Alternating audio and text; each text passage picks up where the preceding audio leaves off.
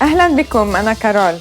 Welcome to ArabicPod101.com's Abjadiyya Made Easy, the fastest, easiest, and most fun way to learn the Arabic alphabet, the Abjadiyya. In the last lesson, we learned Mim and Noon, which comes after Kaf and Lam, just like K, L, M, and N in the English alphabet. In this lesson, we learned two letters that are going to help you to better understand an important aspect of the Arabic language, feminine and masculine words. These should help you conjugate verbs and adjectives easily. These two letters are ta and ha. Are you ready to write them? Then let's go. Let's start with our first letter, ha. This letter sounds just like the English H, and it should be very easy to pronounce. Try it. Ha. Let's write it in its isolated form. Ha.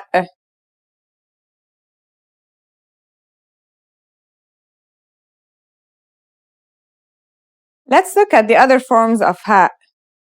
Initial, medial, final. Unlike the ta and the dha we learned in lesson 9, every version of this letter looks different. Pay attention. Here's how to write them. Ha.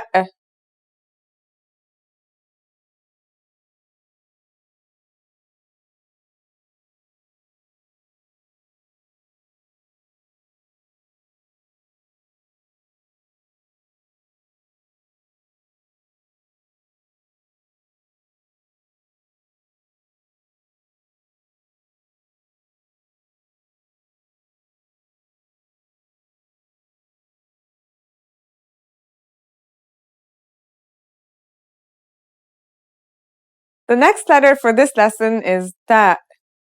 As you can see, it looks very similar to the previous one, but it has two dots on top. This letter can only exist at the end of a word.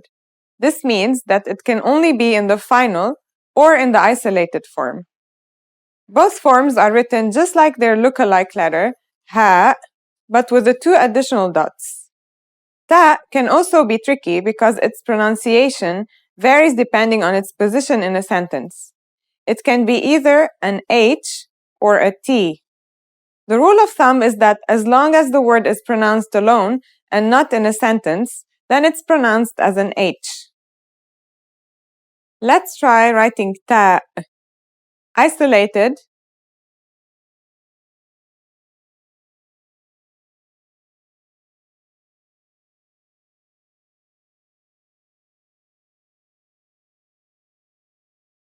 final.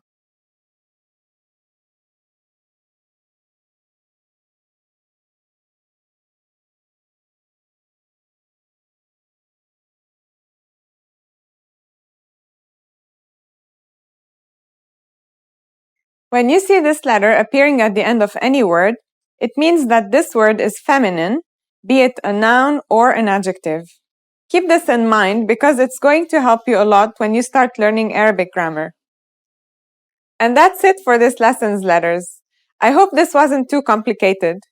Now, let's learn a couple of new words using the new letters we've just learned. Our first word is sahl, meaning easy. Here we have an initial sin with a fatha on top, connected to a ha in medial form, which is connected to lam in the final form.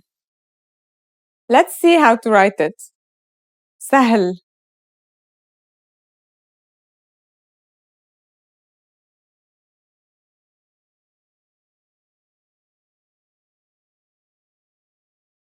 Next we have lugha, a very important word meaning language.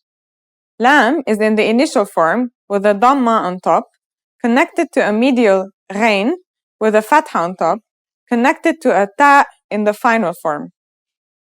Let's write it. Lugha.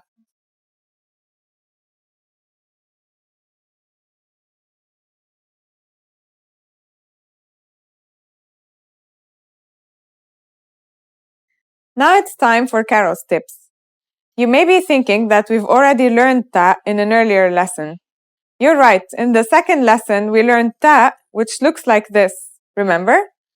The name is the same and it's pronounced the same.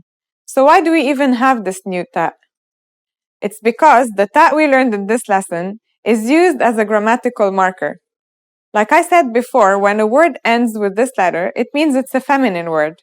So you may be confused about it now, but when you get into more complicated Arabic grammar, you will find it very helpful.